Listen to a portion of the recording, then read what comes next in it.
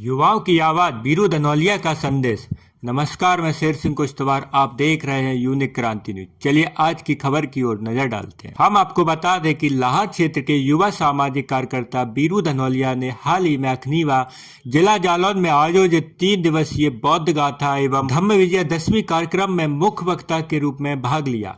इस कार्यक्रम में उन्होंने युवाओं की भूमिका और उनके अधिकारों के प्रति अपने विचार साझा किए।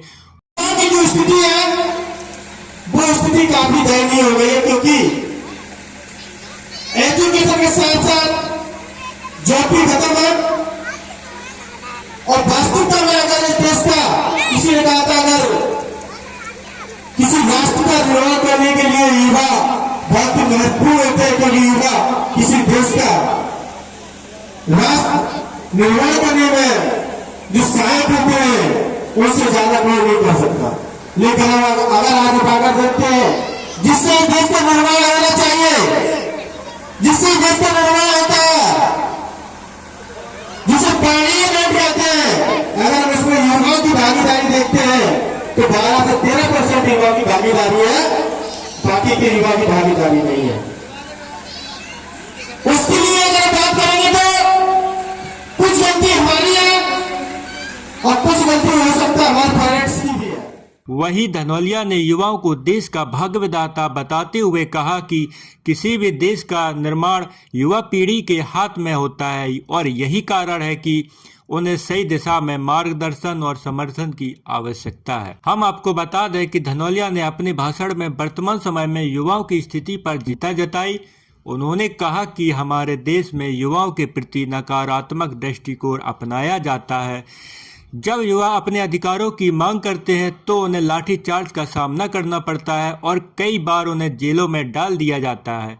यह स्थिति न केवल युवाओं के लिए है बल्कि देश के भविष्य के लिए भी चिंताजनक है। उन्होंने अपने भाषण में यह भी उल्लेख किया कि युवाओं की एक पीढ़ी बड़ी संख्या में नौकरी की तलाश में दर दर भटक रही है।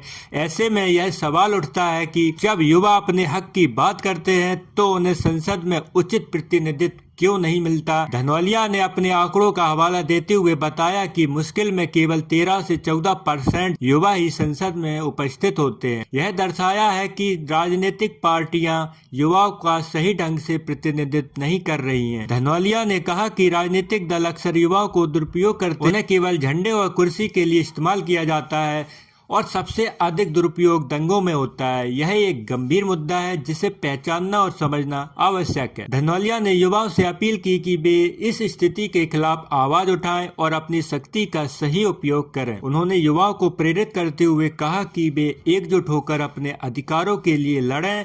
उन्हें यह समझना चाहिए कि वे अकेले नहीं है, पूरे देश की युवा पीढ़ी को मिलाकर एक बदलाव की दिशा में काम करना चाहिए। बीरू ने यह भी कहा कि युवाओं को अपनी शक्ति को पहचानने की जरूरत है और यह सुनिश्चित करने की आवश्यकता है कि उनकी आवाज़ संसद में और देश की राजनीति में सुनी जाए। कार्यक्रम में बीरू धनौलिया के विचारों ने उपस्थित युवाओं को जागरूक किया और उन्हें अपने अधिकारों के प्रति सजग रहने के लिए प्रेरित किया। हमारे चैनल में बने रहने के लिए चैनल को सब्सक्राइब करें और वीडियो को लाइक और शेयर करें। अभी तक बस इतना ही, फिर मिलते हैं एक नई और खास खबर के साथ। तब तक के लिए नमस्कार।